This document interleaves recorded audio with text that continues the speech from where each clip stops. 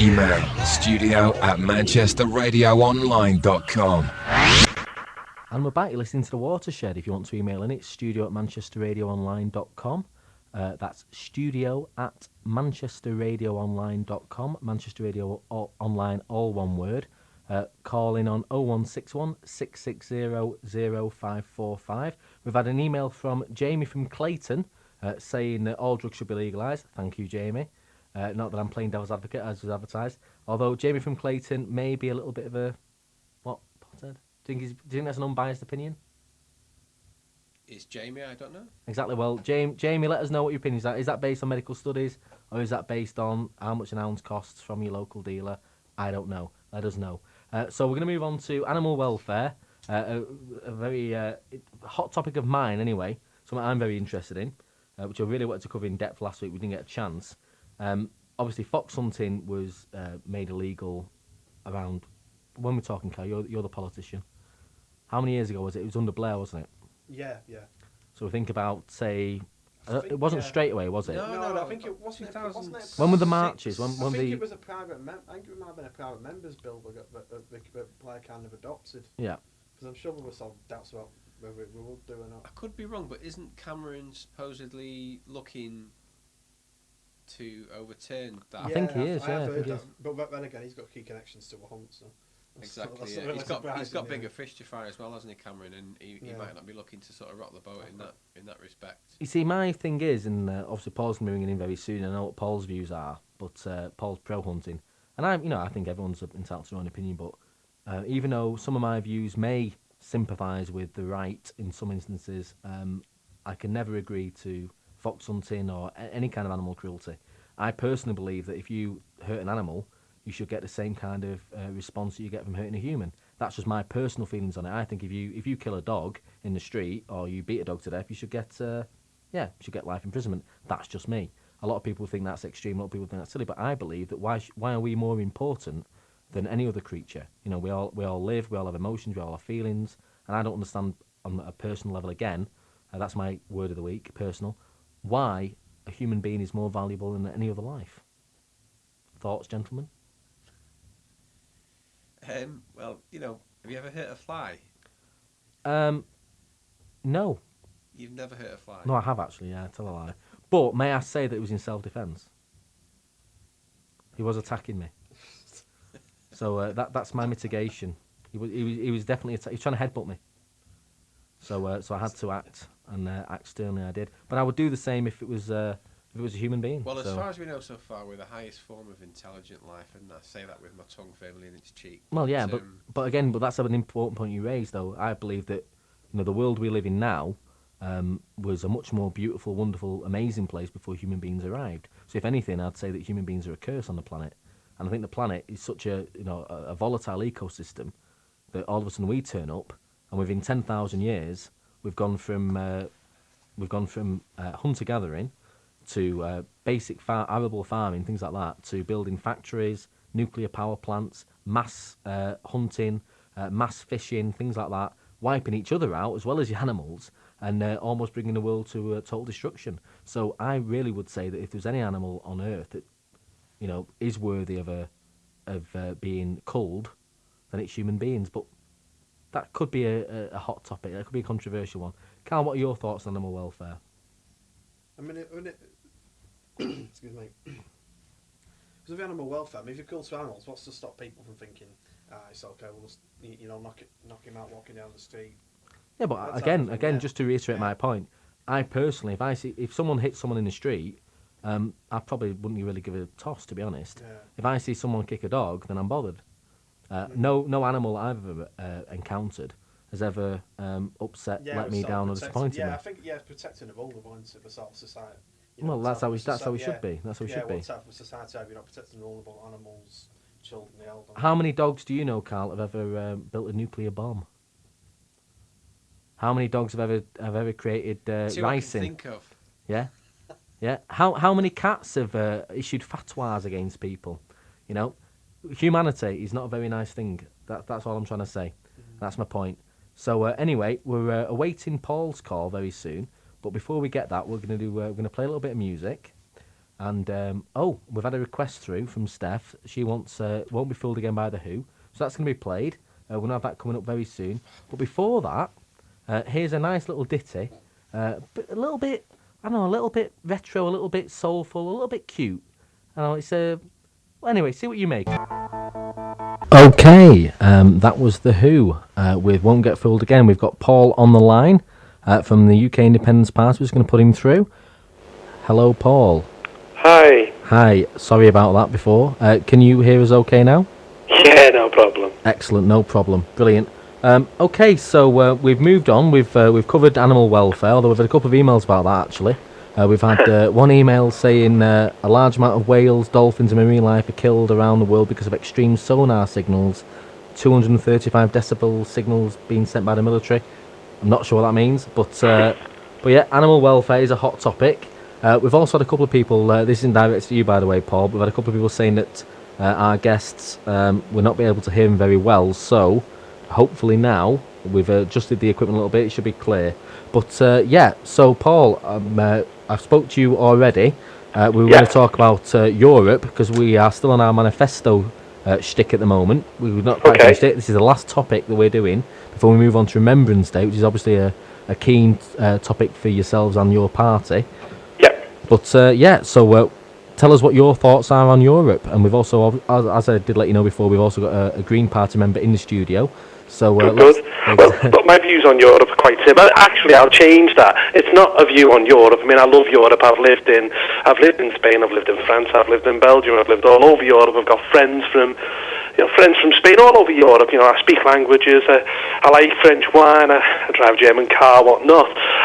However, I'm completely opposed to something called the European Union, which is a fundamentally undemocratic organisation, which is run not by elected representatives like myself, but actually it's run by 27 commissioners who you don't elect and who you probably don't even know and who meet in secret. And these 27 commissioners are surrounded by 2,000 working groups, and they won't even tell us who these working groups are and which big business they represent and which lobbyists they represent as well. So the whole thing is fundamentally undemocratic. In fact, I would go as far to suggest that every single day it's behaving more like and mirroring the Soviet Union than anything else, really. And, you know, we pay a huge amount of money to be part of this club. It's costing this country somewhere to the tune of around £50 million a day. I'll repeat that, £50 million a day in direct contributions.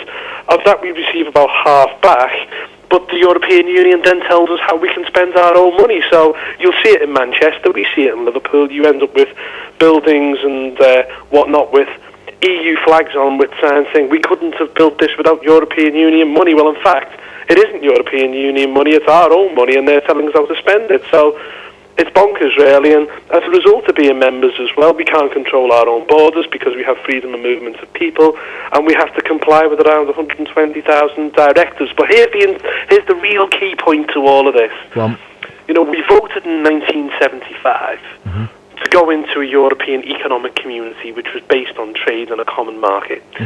Now, I wasn't born in 1975. I'm guessing you weren't born either, Tom. oh, thank you.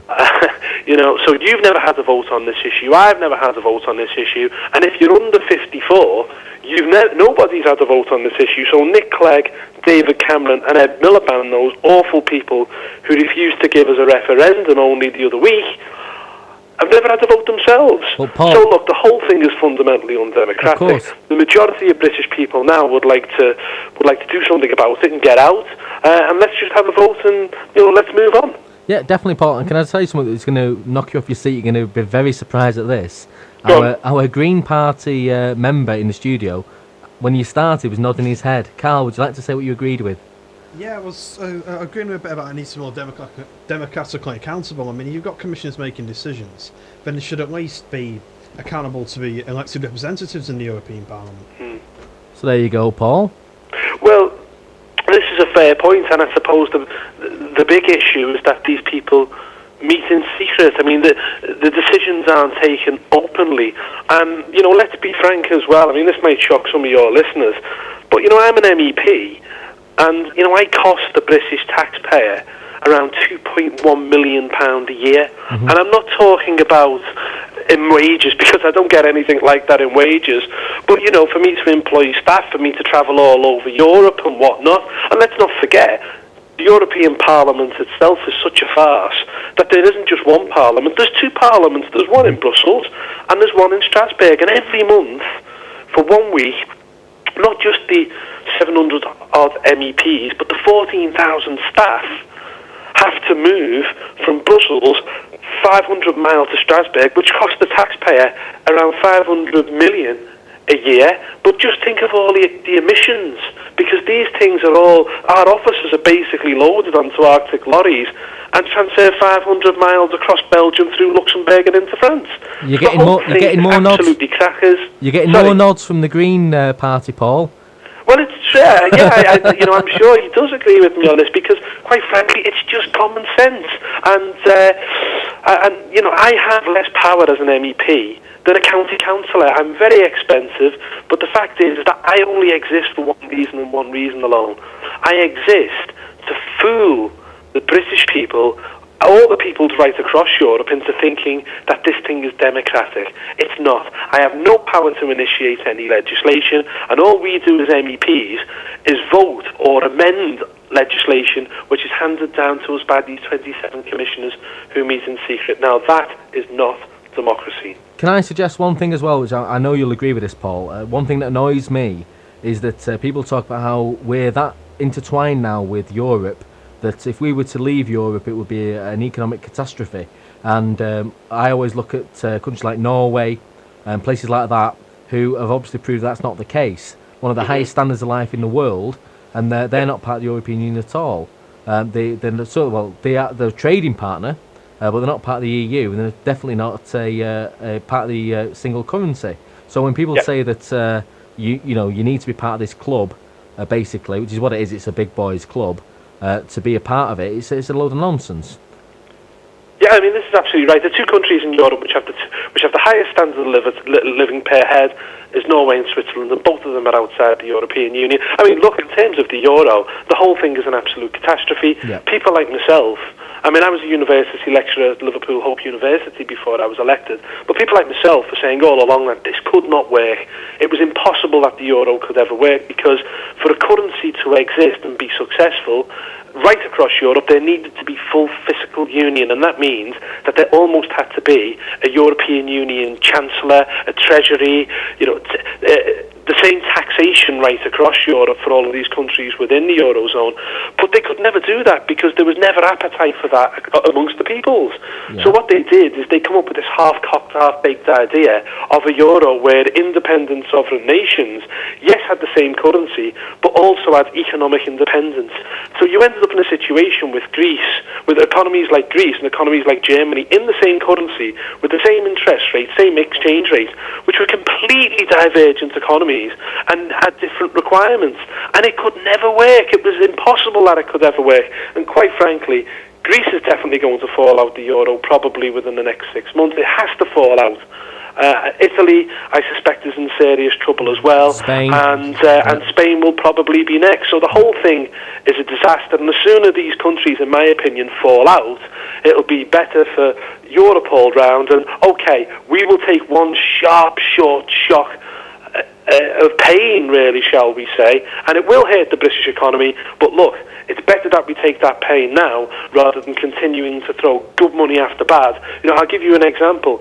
At the start of this year, our contribution to the International Monetary Fund was 10 billion a year. In June, it was doubled to 20 billion a year. Now it's been doubled again to 40 billion a year. This is 40 billion that we haven't got, especially when we're putting people out to work in our own countries and implementing cuts. It's not fair on our own people, and what we're doing is we're taking from our own people with the left hand and giving it away to these basket case Mediterranean economies across, you know, in the Mediterranean. It's wrong. So, look, the euro's finished, in my opinion, particularly for the Mediterranean, and what you will end up with in the end is a core of Euro countries, which will probably include France, Germany and the Benelux, and beyond that, nothing else. Well, can I just say, Paul, I mean, that was a statistic I never heard before about the IMF. I knew all about the 50 million a day we put into the con that is the European Union, but...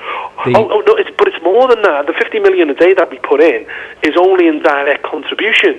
Now, if you take into account, we have to comply, because since we've joined in 1973, there's been an estimated 120,000 directives and regulations which have come through Brussels, which we have to comply with in this country. Was that the Taxpayers Alliance? Paul, was that like I remember the bendy bananas? Was that? Oh yeah, I mean, things there's the nonsense things like the bendy bananas, but there are far more serious directives and regulations. Like the Spanish fishermen and things like that. Spanish fishermen, for example. Spanish fishermen plundering our waters. I mean, that's the common fisheries policy, which is basically halved our fishing industry since the 1970s and put half of our fishermen out of work. I mean, the big ones which are going through now are the financial services directives, which in effect are going to cripple the city of London, which, believe it or not, the city of London actually amounts to 20% of that, 20% of all of the tax revenue that this country collects. So if you're going to hamper or cripple the City of London, because that's exactly what the EU wants to do. I mean, I've sat in the Economic and Monetary Affairs Committee when I've listened to the chairman of that committee actually say that they want to destroy the Anglo-Saxon model of finance. So they're desperate to hamper the City of London or to hamstring the City of London. And the Taxpayers Alliance believe that for us to comply with all of these directives, it's costing this country somewhere to the tune of around £120 billion a year. I'm sorry, the quite simple answer is, let's come out of the EU, let's sign a free trade deal, because that free trade deal will be on the table. And look, Britain is the fifth largest economy in the world. We are a global trader. We have links right across the globe, right throughout the English-speaking world. We have the Commonwealth out there, which covers a quarter of the globe, which includes countries like Australia, New Zealand, Canada. We've got links with India, business links, linguistic links, cultural links, historical links. India is probably going to be the largest economy in the world by 2050. These are the people we should be doing business with, not with the slowest growing economic bloc in the world, which is the European Union. No, Paul, I mean, you make a lot of sense to me, and what I was going to say as well is I don't understand how a country which produces its own coal, gas, oil, steel, or used to produce those kind of things, why a country like that, in the situation we're in, is even reliant on a kind of a club like the European Union anyway. And if Norway and Switzerland, like you were saying before quite rightly, if they don't need to be part of it, why is a country rich in resources like we are, why we are? And it's a con. And I'd say another thing as well, I'm not telling you this because you know it already, but you get people like David Cameron who, when they're outside the government, going about how we're going to give a referendum, we're going to talk about this, we're going to talk about that. As soon as they're in power, they change the tune. And why is that? But I believe it's because they want to get onto the European gravy train. As soon as they finish in politics, that's straight where they're heading. Just like Blair did, just like Mandelson's done, just like Kinnock did. Well, interestingly enough, I mean, I was sitting in a trade committee once, a couple of years back, and you're talking about Mandelson there, and that man said the most shocking thing I've ever heard in politics. I mean, it was quite frightening, actually, because he turned around and said, what we've got to realise at the moment is that what we're living in now is a post-democratic era. A post-democratic era. I mean, what does that mean? Mm-hmm. This was off the back of the Dutch voting no to the EU constitution, the French voting no to the EU constitution in referendums, and then what did the EU do? It went away. It wrote something called the Lisbon Treaty, which is 98% the same text as the EU constitution, tried to push that through. The Irish voted no in a referendum, and then they made the Irish vote again. This is not democracy. This whole thing is fundamentally undemocratic. It's fundamentally un-British, and you're absolutely right. We're a strong nation. We're an economic powerhouse, and what we've got to do is to break free of the shackles of the EU, and I promise you now, if we do that, and when we do that, because it will happen probably within the next 15 years, you will see a Britain which will absolutely stride forward into the future and once again regain its greatness. Because the one thing that the Europhiles do, and I'm sure you've heard, and I'm sure your Green Party guest has also heard them do, what they always say is they try to do Britain down all the time. Oh, well, of course, if we left the European Union, we'd be a small island on the peripheries of Europe, and it would cost us 3.5 million jobs. It's absolute nonsense. Because if we did leave the EU, we would sign a free trade deal, and that free trade deal would be on the table because we are the EU's biggest trader, and if they didn't offer us a free trade deal, it's estimated 12.5 million jobs would go on the continent. So, look, they need us, just as much as we need them in a sense of trade. Let's come out, be friends, be good neighbours, sign a free trade deal, but let's say goodbye to the politics and let's say goodbye to the lack of democracy. Well, you know what, Paul? Your preaching is converted to me. Everything you've said so far, I agree with. I will say as well, I'm not 100% on everything that UKIP comes out with, but everything you've said tonight, I agree with on a personal level. But what I wanted to do is see what our Green Party member wanted to say. So I wanted you to stay on the line and just see what the opinion is. And before that, I would also like to say thank you. So I want to do that personally on air. So I'm going to transfer over to Karl. So let's see what Karl has to say. And then obviously, please stay on the line. Okay. Thanks, Paul. Okay, thanks, Tom. I mean, I see nothing wrong with closer European integration. The problem is, there's got to be like a democratic accountability there, like Paul was saying about the Lisbon Treaty. If you're gonna take fundamental law changes away from respective countries, or fundamental changes to the way the EU system as a whole works, there should be referendums across all the countries within that union, and all of them should have to agree to it. Yeah. And if they don't agree to it, then it shouldn't be signed off. But why though, Karl? Why have we got a situation where, like Paul was saying, you've got Germany, who you look at how they accomplished it after the Second World War is amazing. To go from being the way they were to becoming the powerhouse, like as Paul said, of Europe, where they export more than they import, which is the perfect economic model as far as I know. And I'm not an expert on economics, but as far as I was aware, that's the best way you can do things. Germany and the UK and other countries which were profitable are basically paying for countries like Spain, Italy, Portugal, Greece, who aren't profitable. And what's happening is effectively what you're doing is you're lending to your neighbour, you're lending to the dodgy neighbour that can never pay you back, and when he turns around and says, sorry, my wallet's empty, you're all screwed because you can't pay your own bills. And that's a rough analogy, but that seems to be what's happening. And he also made another good point as well about that everyone's part of the same group, and yet they've got their own economic policies. They've got their own ways of doing things. But I couldn't understand how the euro could work with something like that. If you're saying each country can put its own economic policies, but there's a currency across so often that can be affected if you make a decision either way. Mm-hmm. Yeah, they don't have the euro there. You have it and say, the economic policy got to be the same one. Right. And sort of middle world, that kind of thing. So the Prime Minister of Greece last week, and I thought it was a brilliant piece of tactics from him. He was talking about having he went backwards on himself eventually, but he was talking about having a referendum. Now, if that would have happened, they got chucked out of the euro. What would have happened then is that they could have devalued. They could have a drachma again, devalued it totally, right? They would have ended up better off than they are now. Simple. It is that simple. Now, if they'd have done that, then Italy would have done it. France would have done it. Sorry, not France. Spain would have done it. Portugal would have done it. Italy would have done the same as well. Yeah. So, I think some backdoor shenanigans were going on there, where they were sort of saying he called their bluff basically, and something happened there. Some backdoor talk was going on where they changed his mind because they knew what would happen. And if they all pulled out, and they all went that way, that would collapse it. And they've got their own vested interest in this. But what I wanted, Karl, anyway, what I wanted from you was, obviously you've agreed with Paul on a few things.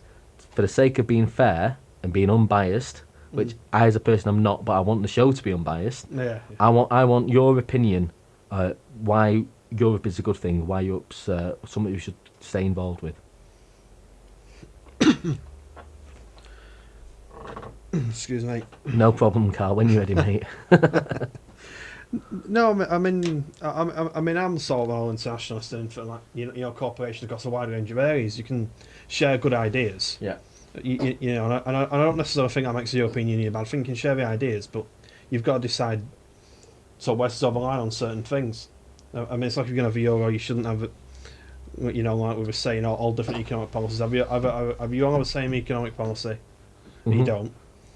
All major decisions you got to make them accountable to to all the members of the public in their respective countries. Mm-hmm. I mean, it's like the European Charter of Human Rights, which I'm sure that Paul from UKIP definitely doesn't agree with. And I don't actually think it was European Charter of Human Rights. It was wrong. It was a way. I think I said it last week. I think it was a way it was interpreted by the judges. Mm-hmm. When they were deporting people, when they were deporting sort of dangerous criminals. Yeah.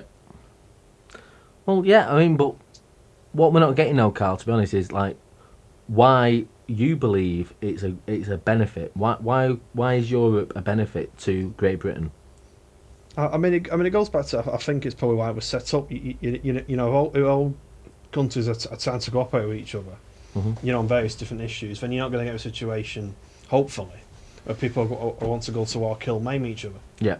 Well, that's it. I mean, that's what I was going to say. Yeah, that's the sort of basic philosophy, I think, and I'm sure probably Ted Heath believed in that when he probably signed it. Yeah, of course, and that kind of idea is a solid idea, and those intentions were good intentions. But what I would like to bring Paul back in on is that it didn't finish out that way. It turned out to be a way to line the pockets of the people that are now screwing us dry every single day. Are you still there, Paul?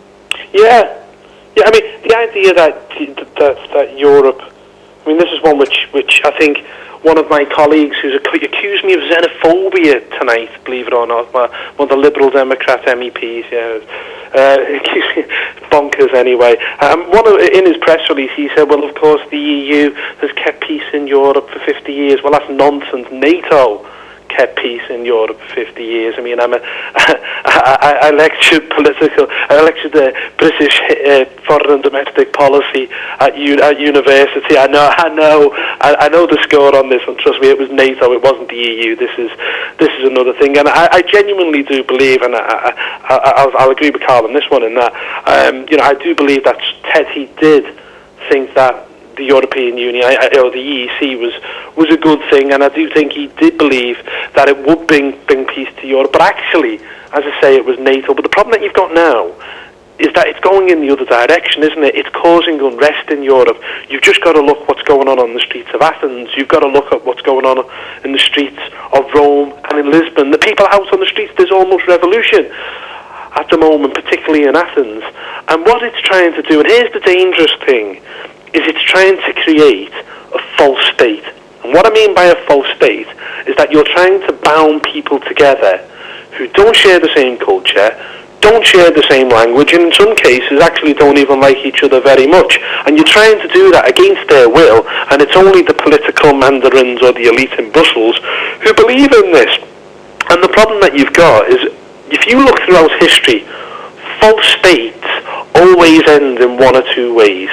They either end in peaceful divorce like Czechoslovakia, when the Czech Republic and the Slovakia went their separate ways, or unfortunately they end in bloody revolution like Yugoslavia. And I'm sorry, false states never ever work, and that's what the EU is trying to create. And on the democracy line as well, just look at what's gone on in the past week in Greece and in Italy. Democratically elected prime ministers have been removed. Papandreou in Greece and Berlusconi probably tomorrow in Italy. And who's been put in their place?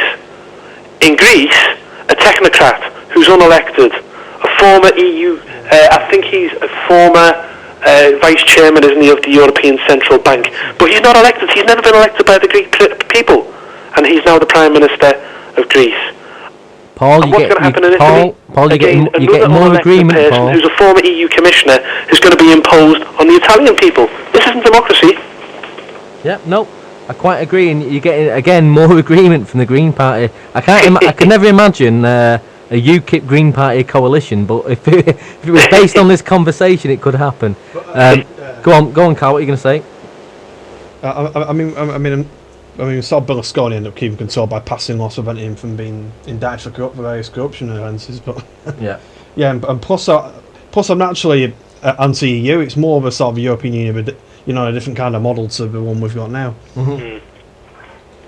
Well, you know what, Paul?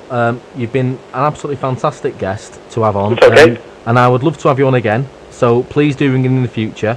And another thing I wanted to add as well is that what I like about this is.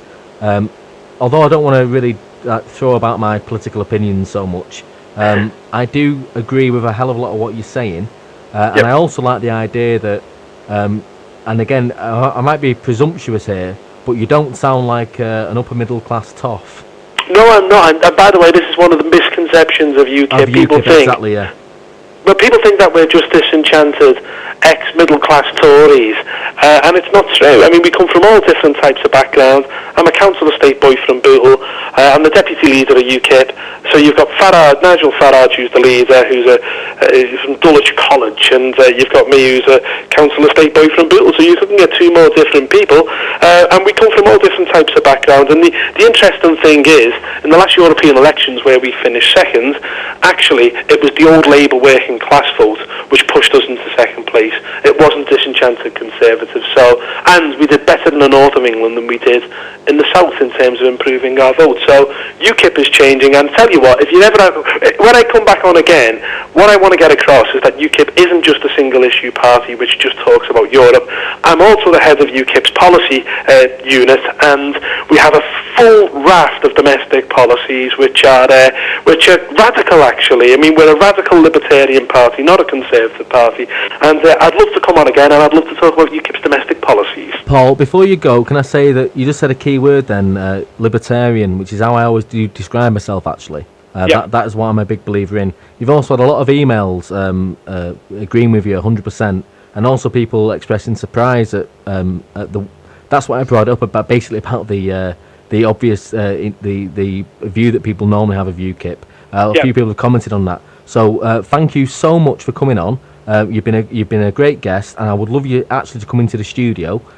Can you screw any money out of the European Parliament for expenses on that? Can you maybe get around a champagne? Very good. I knew that was coming. Could you get us some champagne? I'll pay for it out of my own pocket, to be perfectly honest with you. But no, I'll definitely come into the studio, and I'd love to be a guest.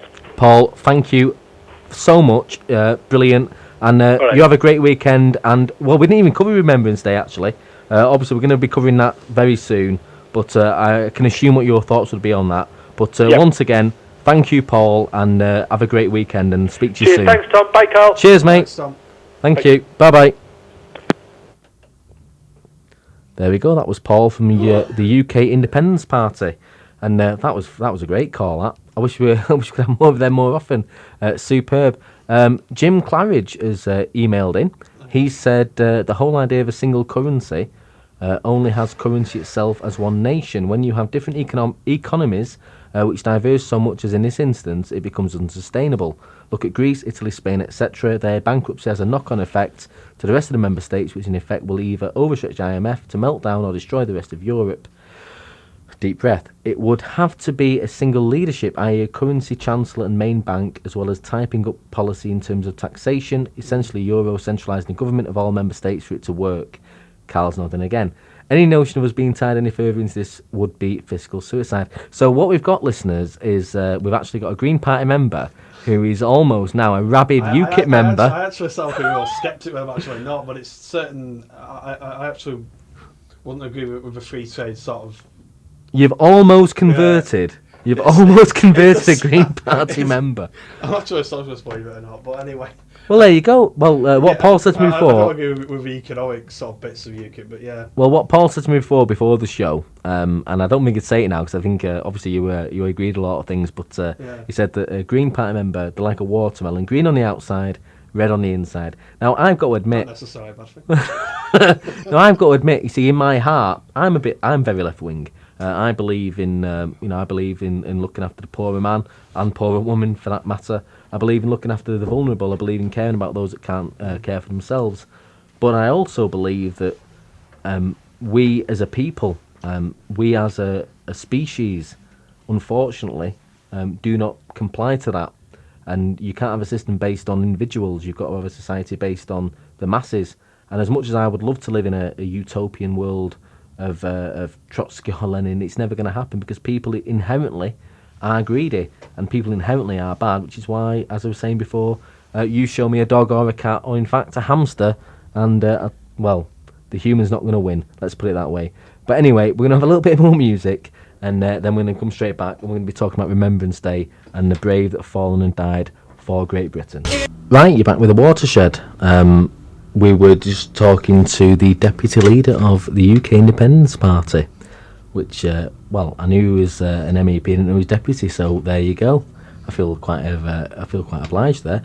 Anyway, we're going to be moving on very soon to Remembrance Day. Before we do that, one last topic that I wanted to cover. is a thing that bothers me greatly is in Europe, they tend to have, I think, something like 10 to 12 days of public holidays.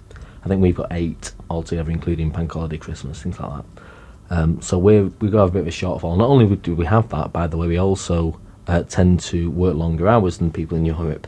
So we're getting screwed both ways, basically.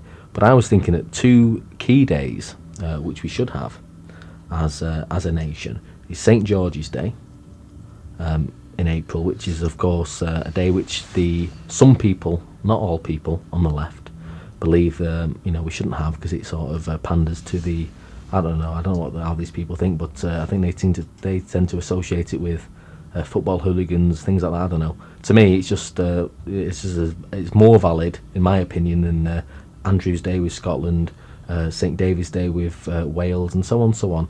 Every other country is allowed to celebrate themselves, but we're not. We seem to hide behind it.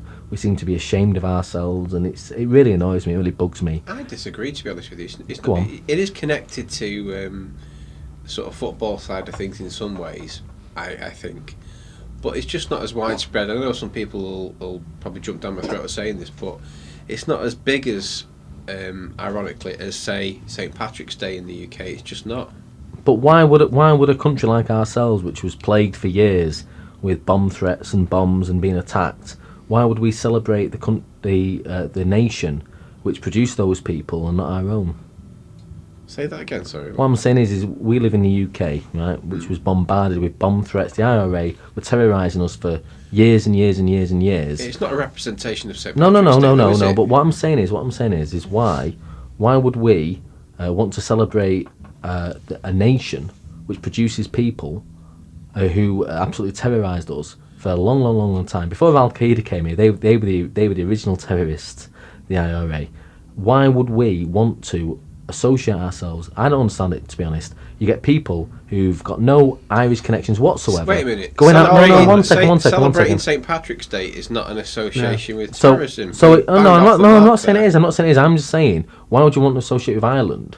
Well, Right? you just go back on what you said. No. Why would you want to associate with Ireland, a country which has not had the best history compared with towards Great Britain or towards England specifically? Yeah, but now you're modifying what you previously said. Yeah, you that's my Yeah, but prerogative. you could always argue away Britain Street Island over the years if you wanted to be.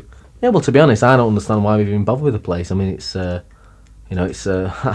I wouldn't have bothered with it. Let's put it that way. I think Cromwell missed a few too many people, in my opinion. But that's a bit controversial, I suppose. But listeners, if you disagree or agree, then ring in 01616600545, studio@manchesterradioonline.com. Should Cromwell have killed everyone in Ireland, or should he have withdrawn earlier? That's a debate for us to have later on. But yeah, I just don't understand why. It's up to individual people in the UK to celebrate St. George's Day if they so wish to. Yeah, because I think it was a big enough movement and people really, people wanted to, then that kind of thing would get adopted. But let's take let's use Scotland as an example. Yep. The national anthem of Plain Fire of Scotland. That was actually a folk song, a folk duo actually came up with that in like the 60s, and they got adopted by the Scottish people as their own song. Mm-hmm. I mean, if you want to sort of adopt something, then bands together create a movement for it, and if there's enough support there, then I think people would have to accept it. I just think that the English, when it comes to like the Union of the United Kingdom, or so it's called, I think the English are very much vilified.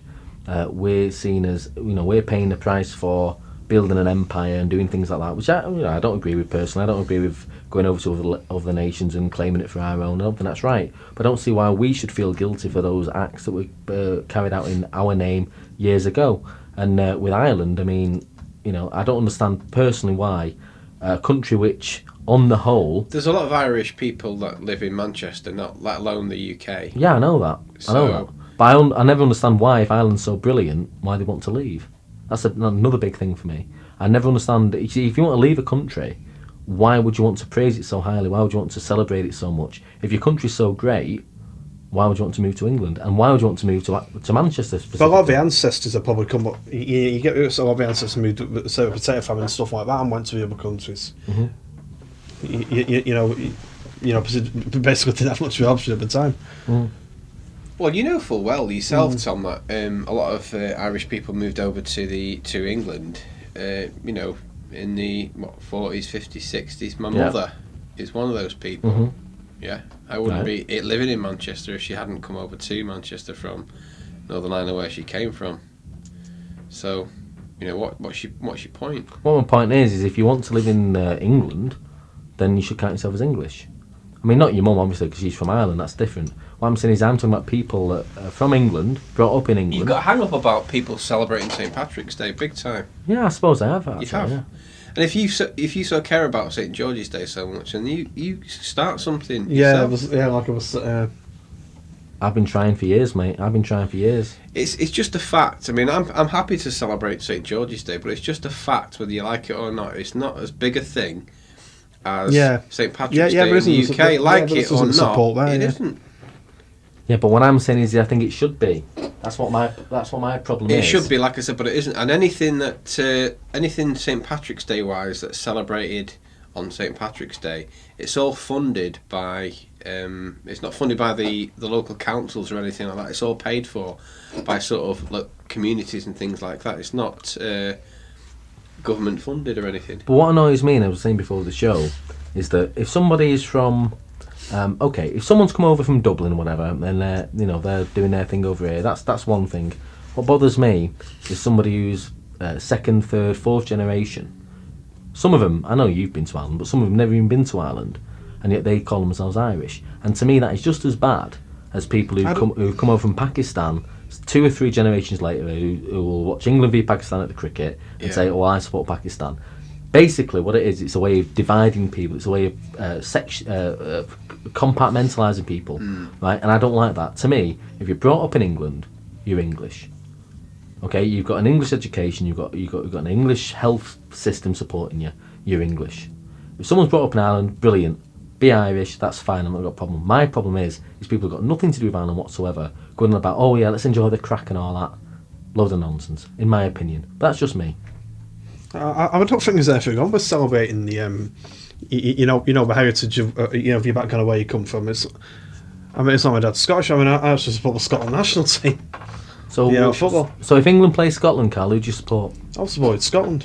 I've done it. I've done it before. Even now, you support? Yeah. them now? Oh yeah. I did it in the last couple of times. I did it in Euro '96, and then I think it was was it 2000? Was it Euro 2000? Can I ask you, Carl, where were you born? Ashton. You're born in Ashton. Yeah. Okay. Where were you brought up? Gorton. Okay. How much time have you spent in Scotland? What's the point? Yeah. No. My point is this. Why would you feel? Okay. Look, if you go back far enough, right? Everybody comes from Africa. My dad might be. We're all African. My dad might be Brazilian. I might want to do the rumba in Rio. No, that's your personal choice, but I just personally don't understand it. Anyway, we've got a call through, so just 1 second. I'm just going to see who's on the line. Hello, you're through to Manchester Radio Online. Hello? Hello? Hello? Hello? Hello? Hi, Tom. Oh, is that Alan? It is, I can only just hear you. Hiya, mate. Well, okay, I'll put up a bit. These headphones are very loud, you see. So it sounds to me like I'm dead loud, but maybe it's not to you. Anyway, go ahead. What would you like to say, mate? Right, well, I'm sorry if I was compelled to phone in. Go on. I don't know the nicest way to say it, but I've just heard a load of idiocy, really. Basically, we should celebrate St George's Day. It's a British celebration. It's our celebration. It's an English celebration. As you've already said, the British people and the British public are frightened to death of pushing their own culture forward because we're downtrodden, basically, by people who've come into the country for whatever reason. I don't blame them for coming in, but I do agree with what you say. Well, one thing Alan was just going to add there is that I don't think you meant to be intentional, but you were referring to British. Now, a big thing with me is that I'm English, I'm not British.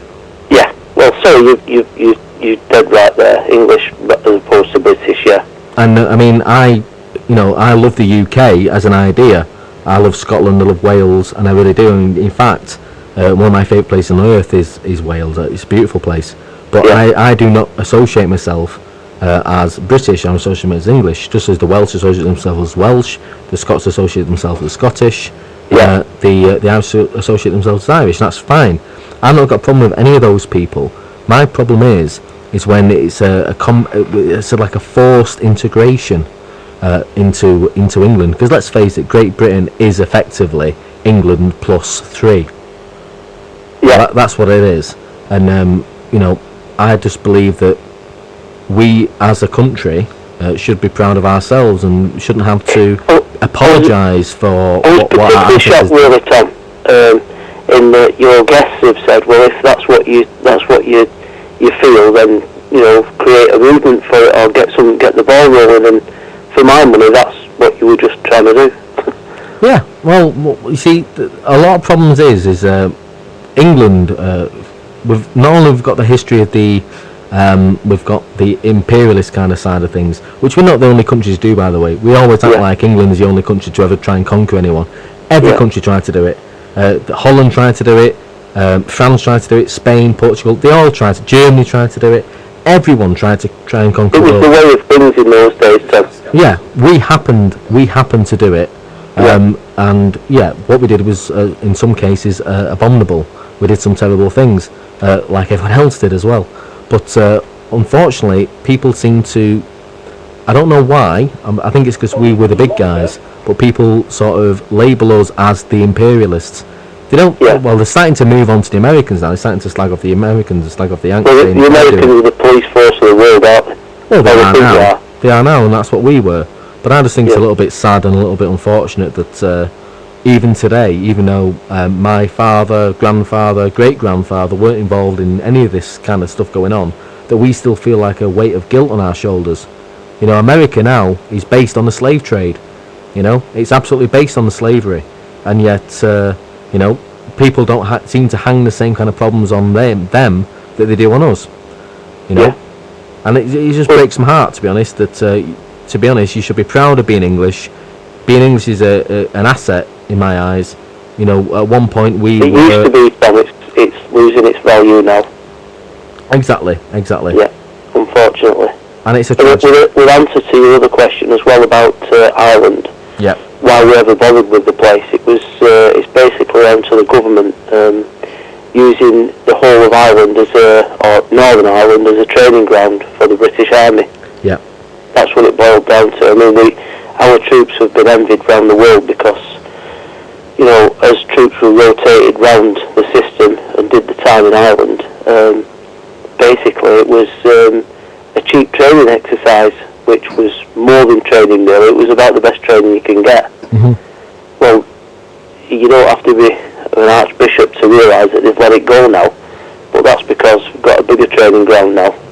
Do you mind, Alan, one of our guests, Terry, you met Terry before, he actually has got something to say about, he's wanting to discuss. Hi Alan, yeah, it's just going back to the celebration of St George's Day. Do you genuinely think that people in the UK are don't want to or are afraid to celebrate St George's Day?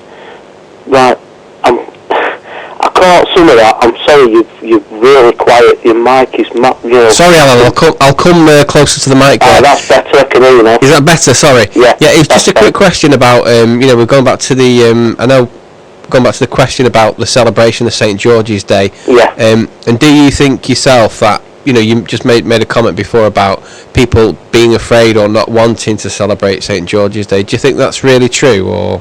Yes, I do. Yeah. It's not just St George's Day. It's a lot of things. Well, for God's sake, we've heard now people of objecting to Christmas, and because it's supposed to be a Christian festival. And things I believe some people are bringing a guy called Jesus into it. Tomorrow. It's nothing. Just 1 second. I just wanted to say. There's no objection to when people talk about Eid or Diwali. That's all I want to say. But Christmas does seem to be a swear word now. It's actually in Manchester now. I think it's Xmas is what we're referring it to. That's always been the case for a while. Well, it has been the case for a while, but why are we still putting up with it? Anyway, that's me done. Alan and Terry, you want to carry on? Yeah, no problem.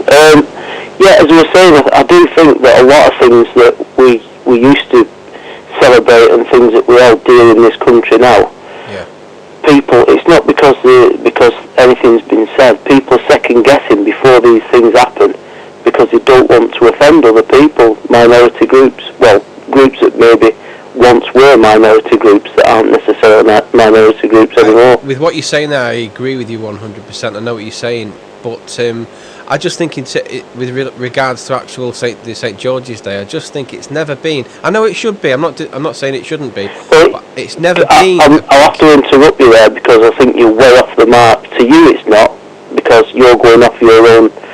You're going by your own personal experience, but by my personal experience, having spent time in the army, I can tell you that at that time of year, and when St George's Day comes round, yeah, everybody in the armed services, that is a bank holiday for them. Fair comment.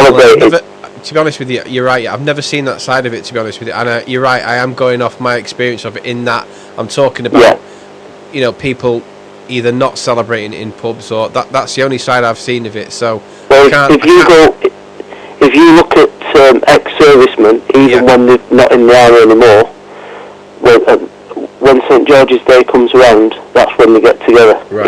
Even regardless of whether they're still in the army or not. On board. Yeah, I was referring to my own, like you said, I was referring to my as everybody does, experience of it. What's that? Sorry. Yeah. That's what everybody does. They rely on their own experience, but if you don't know the other side of the coin, then you basically just don't know. That's how it is. Yeah. Well, like what Tom, and you might have an issue on this, Alan, but what Tom was saying before, he was taking issue with the celebration of sort of St Patrick's Day, and I mean it's sort of each their own really. If people want to do that, they can do that, or if people want to celebrate St George's Day, they can. Yeah. Yeah, fair enough, but I do think that it's more prudent to celebrate St George's Day, in England. Oh, absolutely. I mean, I've got to say this, I don't particularly celebrate St George's Day. I don't particularly celebrate St Patrick's Day, and when I say that, I don't sort of go out and do anything about it. I don't go out on a night or anything like that. I just am aware of the sort of two events, but yeah. Do you celebrate Christmas Day? I do celebrate St Christmas Day, yeah. Right. That happened thousands of miles away in the desert, and it was, well, supposedly, it's a fairy tale in the book. Yeah, but Christmas Day it's got lost in the mix, the true meaning of it, hasn't it? I suppose we all know that. Well, you could go on about that forever. Oh, of course we can. Yeah. It means different things to different people, but mainly it means for children it means what am I getting next. I know that, like what we're saying before, and you didn't pick me up on it, or you couldn't hear because I think you were talking, and the mics are a bit dodgy. But I said, as a joke, they're bringing some guy called Jesus into it. Yeah, they might do. Yeah. Right, Alan. Karl has got some. Well, he wants to have a bit of a brief chat about what we've been discussing. Okay. So I'm just going to put you over to Karl and see what Karl wants to say. Fire away, Karl. Hi, Alan. I mean, it's a similar thing to what Tez was saying. I was sort of basing it on my own personal experience. I don't see anything wrong with celebrating St George's Day, but it's got to be, it's like we were both kind of saying, if the support's there, and have it as a bank holiday, and if it's not, then let's start a debate on it, and let's see if we can get some support for it to be done. Yeah, I think I got most of that. I think you a bit quiet really with the mic. Do you want to say that again, Karl? Yeah, I was just sort of agreeing what Tez was saying. If the support, the support's there, then start let's start something off. Yeah, well, there is a campaign already going on Facebook to make St George's Day a bank holiday, and I support it. As I know all my army mates do as well. Yeah.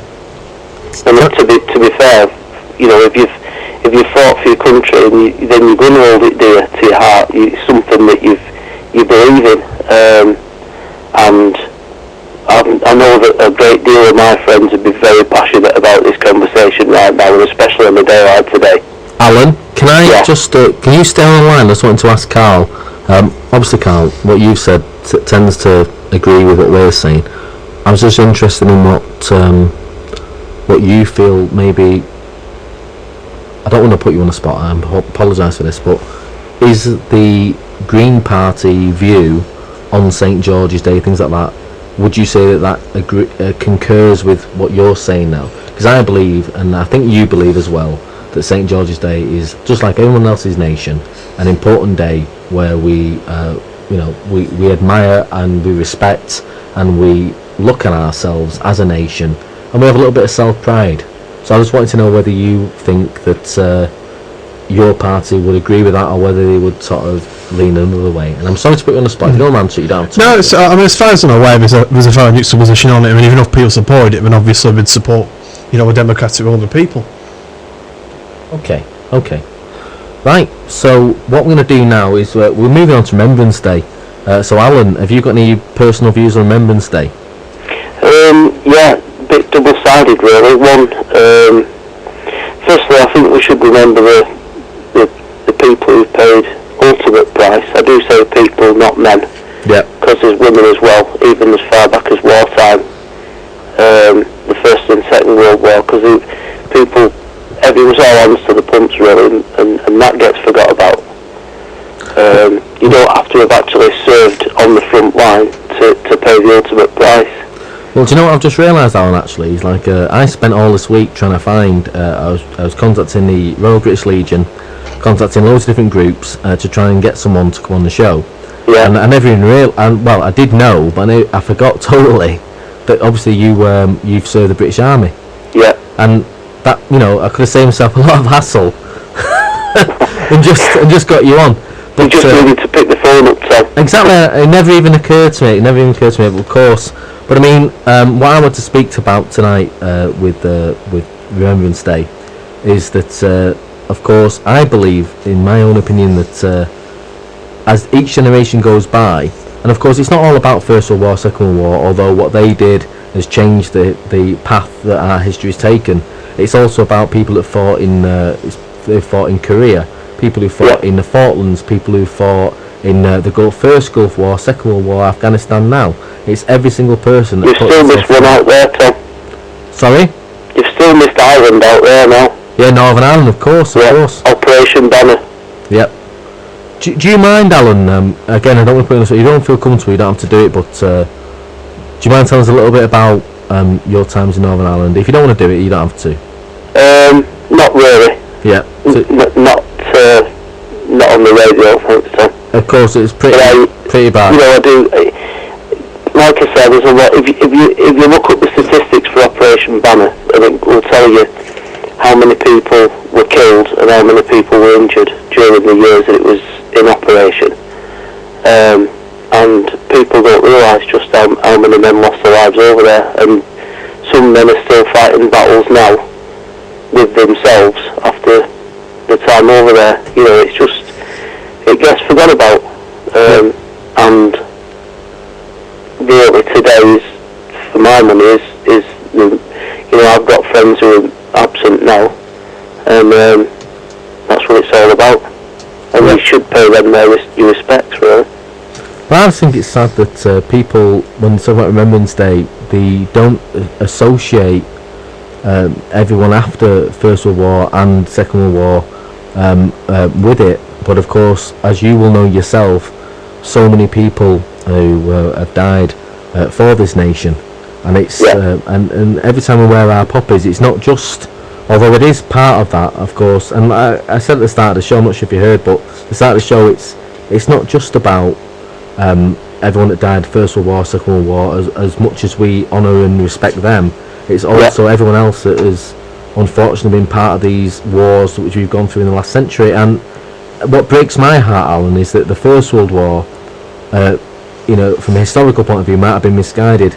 Second World War wasn't misguided. We needed to fight that war. Yes, 100%. Of course, but so many people, so many good men and women as well, who've lost their lives. And like I said at the start of the programme, did they die unnecessarily when we look at the world we live in now? And to me it's heartbreaking, because we've not really got the freedom that we wanted. We've not really got the world we wanted, and that's what really tugs at my heartstrings. Well, in all fairness, Tom, it ties in with the other subject that you had about the EU earlier, because it's my firm belief that basically, you know, we didn't really win the Second World War. We won a battle of the Second World War, and what's happened since then? The Germans and the Japanese have regrouped, and they're now refighting it through commerce. Well, that's it. I mean, and the economy. Yeah, you're quite right. I mean, the war we lost with people and ammunitions and tanks and planes has now been taken onto the economic market and the stock exchange. And I can't help but you know, be infuriated whenever the subject of the EU comes up, because our forefathers fought to keep this land out of German hands, and so that British people had, you know, relative safety and freedom. And now they're hell bent on giving it to the Germans and letting them have control. No, 100% agree with you, Alan. 100% agree. So that means that basically all those lives were spent in vain. Yep. I think it's sick. Exactly. Well, I mean, well, as we were talking about last week, I mean, another point of the Second World War was that we didn't want to be invaded by millions and millions of foreigners who wanted to tell us how to live. And that's right, and that's exactly what's happened. Unfortunately, yeah, and we can't blame the Germans for that, but yeah, that does seem to have occurred as well. And it's, you know, well, I'm going to end up going to bed very depressed tonight, Alan. But yeah, I'm sorry about that, Tom. No, but thank you so much for your call. Thank you so much for your call. But yeah, brilliant. Agree 100%. There's a couple of points I want to make about Remembrance Day, actually. I'm not sure whether you read about it, but we've had these people who are stealing from the memorials, you know, because the high price of iron and tin and metal and things like that. Right. The least said about that, the better. Exactly. And I also wanted to ask whether the modern generations, whether they genuinely appreciate the sacrifices made, because, you know, they might wear the poppy, they might put it on and do that, but whether they genuinely actually appreciate it. Because I can't imagine that some kid, and not all kids, but some kid that will go out and, you know, go robbing, go stealing, go doing whatever they want to do, would genuinely think, if they had a relative at home who'd fought on the front line, or fought for the country, fought for peace. Changes everything, that, so. Yeah, I know. I think that's why you should have like educational stuff about the horror suffered by Watertown, persuade people, but it's a bad idea. But there are some. I watched the programme recently, obviously, to do with Remembrance Sunday, and I watched the programme this week, and it was a lot of teenage kids who were very aware of the situation. I can't think which school it was, but they were very aware of Remembrance Sunday and what the servicemen, you know, gave for this country. So I would say, on one hand, there are youngsters who wouldn't know, there are youngsters who do know, and there are a batch of youngsters who would be indifferent or not be bothered. And I think, Alan, you'd maybe agree with that, wouldn't you? Yeah, I probably would. Having said that, I think this situation we've got now, which also ties in with me, what I was saying earlier about the British being, or the English being frightened to celebrate things. It comes to light when you see situations where certain areas of the public have been disqualified from wearing poppies through the job or through the sport that they play. Well, you brought me onto an interesting topic there, Alan. One of the things we were going to cover was obviously the England team and the poppies. Karl informed me earlier that they were being allowed to wear armbands. Yeah, armbands, and I believe Scotland did it against Cyprus tonight. Yeah. The really armbands with poppies on. So of course, yeah. So they've sort of compromised on that. What I'd like to know is why it was ever even you know, why it came up in the first place. You know, there shouldn't have been a question over it. Yeah, as far as I'm concerned. I know it sounds daft, but I think it's the old rules we brought in about, you know, the t-shirts and the political slogans and stopping people protesting all kinds of business. I mean, you know, right or wrong, you know, which obviously must have stopped wearing the poppies. I think that was probably the reason. But what amazes me though is that these countries, I mean, France and Germany, they're very big parts of UEFA, and they probably they lost more people than we lost.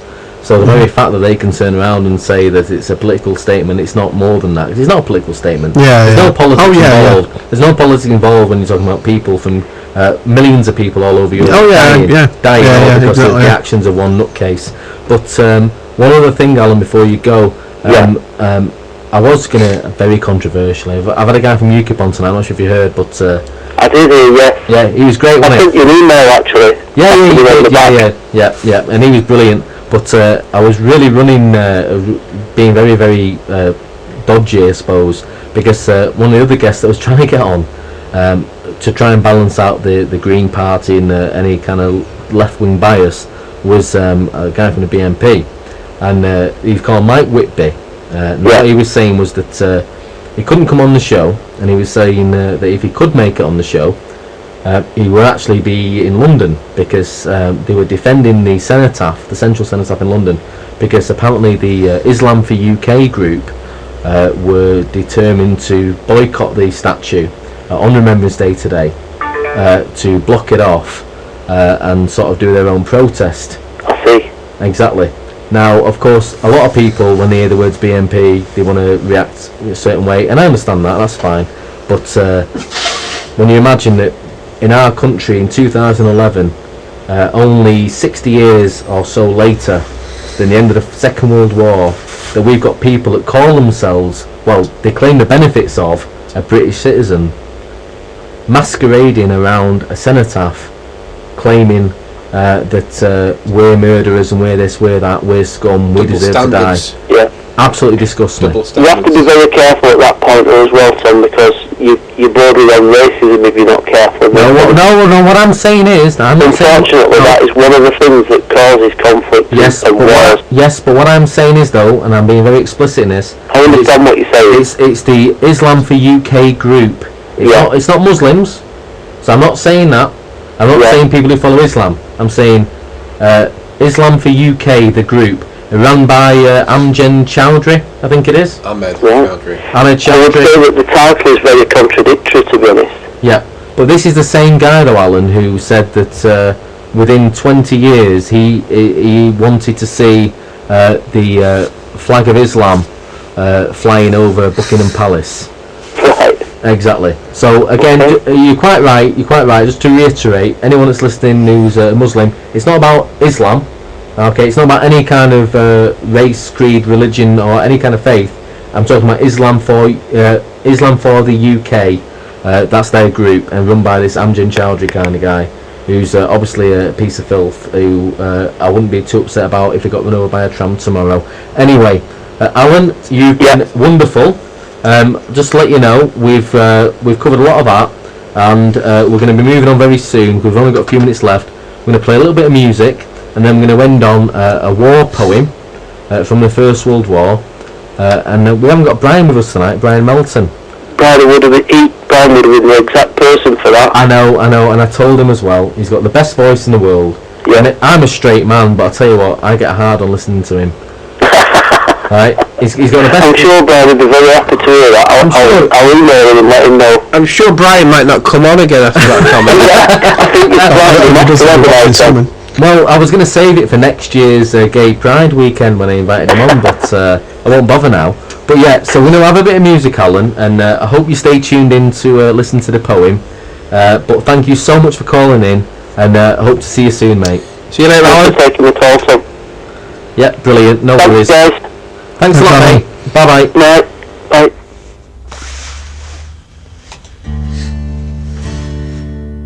Manchester Radio Online is brought to you by Amicus Computers.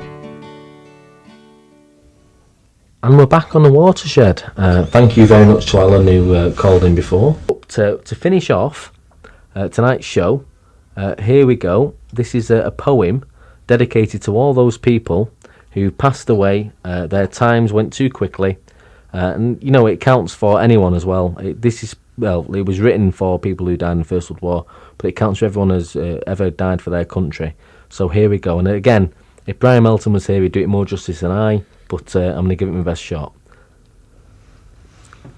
In Flanders Field, the poppies blow, between the crosses, row on row, that mark our place, and in the sky the larks, still bravely singing, fly, scarce heard amid the guns below.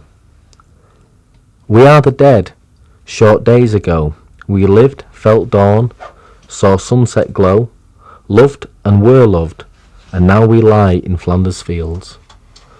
Take up our quarrel with the foe. To you, from failing hands we throw the torch, be yours to hold it high. If ye break faith with us who die, we shall not sleep, though poppies grow in Flanders fields.